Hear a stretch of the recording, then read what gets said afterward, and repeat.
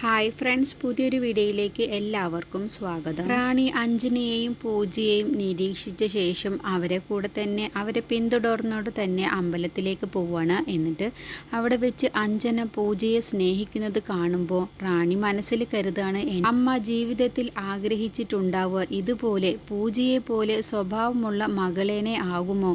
അങ്ങനെയാണെങ്കിൽ എനിക്ക് ജീവിതകാലം മുഴുവനും ഇനിയിപ്പോൾ പൂജയുടെ സ്വഭാവത്തിൽ അഭിനയിക്കേണ്ടി വരുമല്ലോ. ഇവളെ തീർത്താലും എനിക്കിനി ജീവിതകാലം മുഴുവനും ഇവളുടെ സ്വഭാവം, ഈ പൂജയുടെ സ്വഭാവത്തിൽ തന്നെ ജീവിക്കേണ്ടി വരുമോ? അങ്ങനെയാവുമോ ഇനി എൻ്റെ അവസ്ഥയുണ്ടാവുക എന്നൊക്കെ ഇങ്ങനെ റാണി സ്വയം മനസ്സിലങ്ങ് ചിന്തിക്കുകയാണ്. അഞ്ജന പൂജയെ സ്നേഹിക്കുന്നത് കാണുമ്പോൾ എന്തായാലും എനിക്കും എൻ്റെ അമ്മയുടെ കൂടെ ഒരു ദിവസമെങ്കിൽ ഒരു ദിവസം എനിക്കും എൻ്റെ അമ്മയുടെ സ്നേഹം അനുഭവിച്ചുകൊണ്ട് ജീവിക്കണം എന്നൊക്കെ റാണി അങ്ങ് മനസ്സിൽ തീരുമാനിക്കുകയാണ്. അഞ്ജനയും പൂജയും കൂടി തിരികെ വീട്ടിലെത്തുന്നതിൻ്റെ മുന്നേ തന്നെ കമ്മീഷണറെ കുറിച്ചുള്ള എന്തെങ്കിലും ഒരു വിവരം ഈ അഞ്ജനയുടെ വീട്ടിൽ നിന്നും എൻ്റെ അമ്മയുടെ വീട്ടിൽ നിന്നും കിട്ടാതിരിക്കില്ല. അതുകൂടാതെ എൻ്റെ അമ്മയും നന്ദഗോപനും തമ്മിലുള്ള ബന്ധത്തെക്കുറിച്ചും എന്തെങ്കിലും ഒരു തെളിവ് എനിക്ക് അവിടെ നിന്ന് കിട്ടാതിരിക്കില്ല എന്നും പറഞ്ഞ് നേരെ റാണി അഞ്ജനയുടെ വീട്ടിലേക്ക് അങ്ങ് പോവാണ്. അവിടെ വീട് പൂട്ടിക്കൊടുക്കുന്നത് കൊണ്ട് തന്നെ അകത്തേക്ക് കയറാൻ പറ്റാത്തതിൻ്റെ പേരിൽ റാണി അവിടെയൊക്കെ ചാവി അങ്ങ് തിരയാണ് കേട്ടോ. അങ്ങനെ ഓരോ ചെടിച്ചട്ടിയുടെ ഇടയിലും തൂണിൻ്റെ മുകളിലൊക്കെ വെച്ചിട്ടുണ്ടോ എന്നൊക്കെ തപ്പി നോക്കുകയാണ്. അങ്ങനെ ഒരു ചെടിച്ചട്ടിയുടെ ഉള്ളിൽ നിന്നും അങ്ങ് റാണിക്ക് ആ വീടിൻ്റെ ചാവി അങ്ങ് കിട്ടുകയാണ് കേട്ടോ. എന്നിട്ട് അത് തുറന്ന ശേഷം അഞ്ജനയുടെ റൂമിലേക്ക് ചെന്ന് അവിടെയുള്ള ഫയലുകളും കാര്യങ്ങളൊക്കെ ഒന്ന് തിരഞ്ഞു നോക്കുകയാണ്. അപ്പോൾ അതിൽ നിന്നും കമ്മീഷണറുടെ ഒരു ഫോട്ടോ മാത്രമാണ് കേട്ടോ കിട്ടുന്നത്. അങ്ങനെ ഓരോ കാര്യങ്ങളെടുത്ത് തിരയുന്ന സമയത്താണ് അവിടേക്കും അഭിജിത്തും അരവിന്ദനും കൂടിയിട്ട് അങ്ങ് വരുന്നത്. അങ്ങനെ അവർ കള്ള് കുടിക്കാനുള്ള പുറപ്പാടിലാണ് അവിടേക്ക് വരുന്നത്.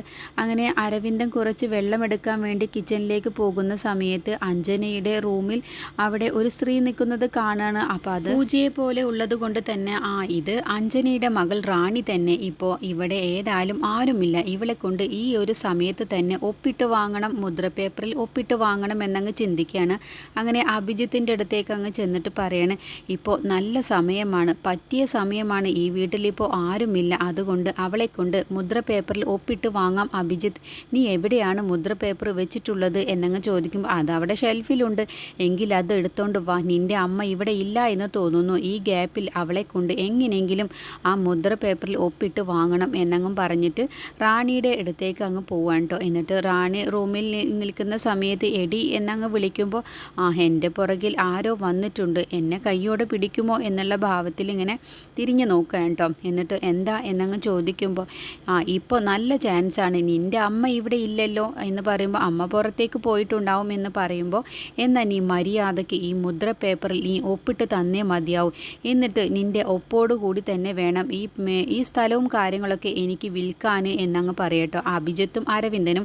അപ്പോൾ റാണി മനസ്സിൽ കരുതാണ്, അങ്ങനെയും ഒരു നൂലാമാല ഇതിൻ്റെ ഉള്ളിലുണ്ടോ, ഞാൻ ഒപ്പിട്ടാൽ മാത്രമാണ് ഇവർക്ക് ഈ വീടും സ്ഥലവും വിൽക്കാൻ പറ്റുകയുള്ളൂ, അങ്ങനെയാണെങ്കിൽ എൻ്റെ കയ്യിൽ നിന്നും നിങ്ങൾക്ക് ഒപ്പ് കിട്ടിയത് തന്നെ ഇയാളായിരിക്കും എൻ്റെ അമ്മയുടെ രണ്ടാമത്തെ കിട്ടിയവൻ, ഇവനാണെങ്കിലോ ഒരു വശപ്പശകുണ്ടല്ലോ, ഇവനായിരിക്കും ഇയാളുടെ മകന് എന്നൊക്കെ അഭിജിത്തിനെ കുറിച്ചും റാണി മനസ്സിൽ കരുതാൻ കേട്ടോ. അങ്ങനെ റാണിയുടെ അടുത്തേക്ക് അഭിജിത്തും അരവിന്ദനും കൂടി അങ്ങ് വന്ന് ബലം പിടിച്ചുകൊണ്ട് തന്നെ മുദ്രപേപ്പറിൽ അങ്ങ് സൈൻ ചെയ്യാൻ നോക്കുന്ന സമയത്ത് റാണിയുടെ കയ്യിൽ നിന്നും രണ്ടുപേർക്കും കണക്കിനും അങ്ങ് കിട്ടാൻ കേട്ടോ. നെഞ്ചും കൂടൊക്കെ ചവിട്ടി പൊളിക്കുന്ന രീതിയിൽ അങ്ങ് അടിപൊളിയായിട്ട് തന്നെയാണ് അവരെ അടിച്ചൊരു പരുവമാക്കുന്നത്. അങ്ങനെ റാണിയുടെ അടുത്തേക്ക് അവർക്ക് അങ്ങ് ചെല്ലാൻ തന്നെ അങ്ങ് പേടിയാവാൻ കേട്ടോ. എന്നിട്ട് ഒരു കൂസലും കൂടാതെ റാണി പിന്നെ അവിടെ നിന്ന് അങ്ങ് ഇറങ്ങി പോവാണ്.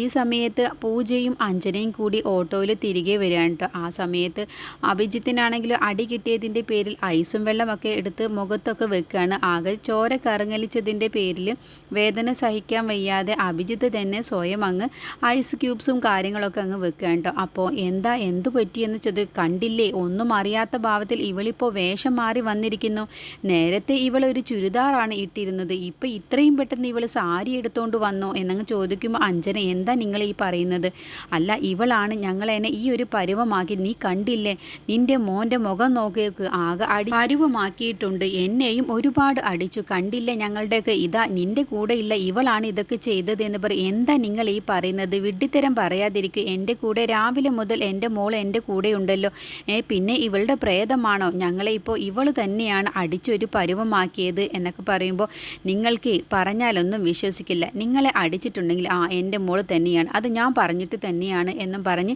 അവരത് വിശ്വസിക്കുന്നില്ല എന്നങ്ങ് കാണുമ്പോൾ പൂജയും കൂട്ടി അഞ്ജന നേരെ അകത്തേക്ക് അങ്ങ് പോവാൻ കേട്ടോ. അത് കേൾക്കുമ്പോൾ പൂജയ്ക്ക് നല്ല സംശയം വരികയാണ്. ഞാനല്ല ഇവരെ രണ്ടുപേരെയും അടിച്ചത്, അപ്പോൾ എൻ്റെ പോലെയുള്ള ആരോ ഇവിടെ വന്നിട്ടുണ്ട്, അവർ തന്നെയാണ് അടിച്ചിട്ടുള്ളത്, അതുകൊണ്ടാണ് അച്ഛനും അനിയനും ഇങ്ങനെ തറപ്പിച്ച് പറയുന്നത് എന്ന് പൂജയുടെ മനസ്സിലുണ്ട് കേട്ടോ. അങ്ങനെ അഞ്ജനയോട് പൂജ പറയുന്നുണ്ട്, അമ്മേ ഇവരെന്നെ അടിക്കണമെങ്കിൽ അതാരായിരിക്കും ഇവിടെ വന്നിട്ടുണ്ടാകുമോ, അവർക്ക് എന്തിൻ്റെ കേടാണാവോ, വേറെ ഏതെങ്കിലും സ്ത്രീകൾ വന്ന് അടിച്ചിട്ട് പോയിട്ട് അല്ല എന്നെ പോലെ ഉണ്ട് എന്നല്ലേ പറയുന്നത്. അപ്പോൾ അന്ന് അഭിജിത്ത് കാണിച്ച ആ പെൺകുട്ടി തന്നെയായിരിക്കും പിന്നെ ആ സീതമ്മയും പറയുന്നില്ല ഇതുപോലെയുള്ള സ്വഭാവമുള്ള കുട്ടിയല്ല ഞങ്ങളുടെ റാണി എന്നൊക്കെ. അപ്പോൾ റാണി ഇവിടെ വന്നിട്ടുണ്ടാകുമോ അമ്മേ എന്നുള്ള കാര്യമൊക്കെ അഞ്ജനയോട് പൂജ അങ്ങ് സംശയം പറയാൻ കേട്ടോ. അങ്ങനെ അഞ്ജനയ്ക്കും ആകെ അങ്ങ് പൂജയുടെ സംസാരം കേൾക്കുമ്പോൾ അഞ്ജനയ്ക്കും ആകെ അങ്ങ് സംശയം വരികയാണ്. എന്തായാലും അരവിന്ദേട്ടനും അഭിജിത്തിനും അടി കിട്ടിയിട്ടുണ്ട്, അത് ഏതോ ഒരു സ്ത്രീയുടെ കയ്യിൽ നിന്ന് തന്നെയാണ് കിട്ടിയിട്ടുള്ളത്. പക്ഷെ അവർ എന്നെ പോലെ തന്നെയാണ് ആ പെൺകുട്ടി എന്നല്ലേ പറഞ്ഞത്. അങ്ങനെയാണെങ്കിൽ അമ്മേ സീതമ്മ പറഞ്ഞ ആ പെൺകുട്ടി ഇവിടെ വന്നിട്ടുണ്ട് എന്നുള്ള കാര്യം ഉറപ്പാണ്. അങ്ങനെയാണെങ്കിൽ അവൾ എന്തിന് ഇവിടെ ആരുമില്ലാത്ത സമയത്ത് വന്നു എന്നൊക്കെ കാര്യം പൂജ അഞ്ജനയോട് ചോദിക്കുകയാണ്. അങ്ങനെ അഞ്ജനയും ആകെ സംശയത്തിലാവാൻ കേട്ടോ പൂജയുടെ ഈ ഒരു സംസാരം കേൾക്കുമ്പോൾ. പിന്നീട് നേരെ റാണി പോകുന്നത് ശ്രീകുട്ടനെ കാണാൻ വേണ്ടിയിട്ടാണ് കേട്ടോ.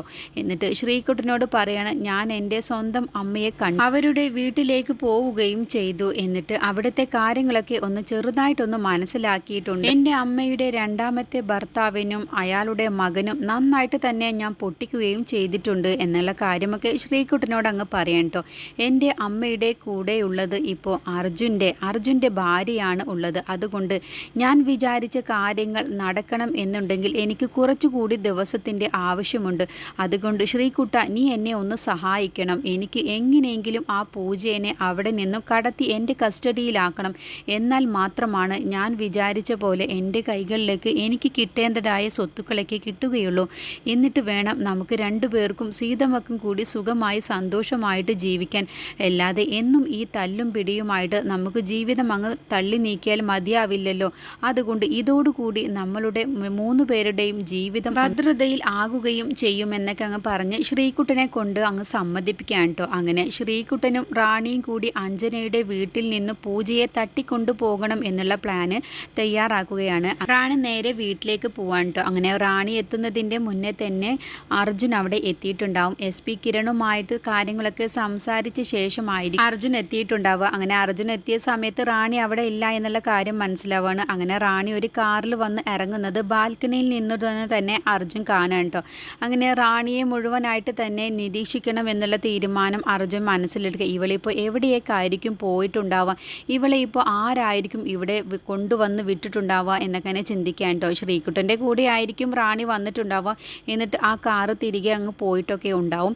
അങ്ങനെ റാണി അർജുൻ സംശയത്തോടു കൂടി തന്നെയാണ് ചോദിക്കുന്നത്, എവിടേക്കാണ് പൂജ നീ പോയത്? അതോ അജുവേട്ട ഞാൻ ഇന്നലെ പറഞ്ഞില്ലേ സ്നേഹസദനത്തിലെ കുട്ടിക്ക് വയ്യാതിരുന്നു, അപ്പോൾ അവളെ ഒന്ന് കാണാൻ വേണ്ടി പോയതാണ് എന്നൊക്കെ പറഞ്ഞ് വലിയൊരു നുണ തന്നെയാണ് അവിടെയും പറയുന്നത്.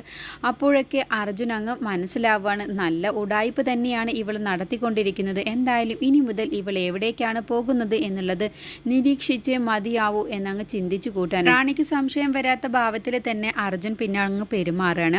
അങ്ങനെ വരാൻ പോകുന്ന എപ്പിസോഡുകളിൽ അഞ്ജനയുടെ വീട്ടിലേക്ക് അർജുൻ ചെല്ലുന്നുണ്ട് കേട്ടോ. പൂജയെ അവിടെ വെച്ച് കണ്ടെത്തുന്നുണ്ട്. അങ്ങനെ പൂജയ്ക്കാണെങ്കിലും അർജുനെ കണ്ടാലും ഒട്ടും തന്നെ ഓർമ്മ ഒന്നും ഇല്ലാത്തതിൻ്റെ പേരിൽ ഇതെൻ്റെ ഭർത്താവാണെന്ന് പോലും അർജുനെ കണ്ടാൽ മനസ്സിലാകില്ല.